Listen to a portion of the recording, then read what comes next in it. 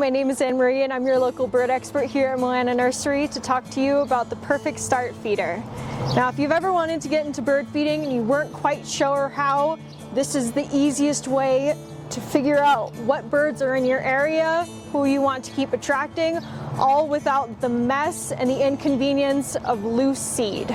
So the idea is you'll take a simple metal hanger like this perfect start feeder and you would slide on something called a stackable or a full-size cylinder.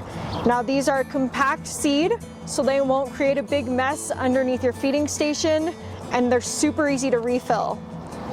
All you would need to do is just take the stackable and slide it directly on the feeder, and you're good to hang it, and the birds will come wherever in your yard. Now this is the Cranberry stackable.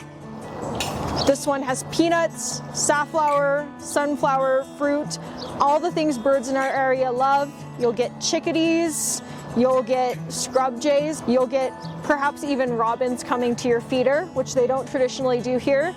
And there are also hot pepper options for those of you that want to feed the birds without feeding the squirrels.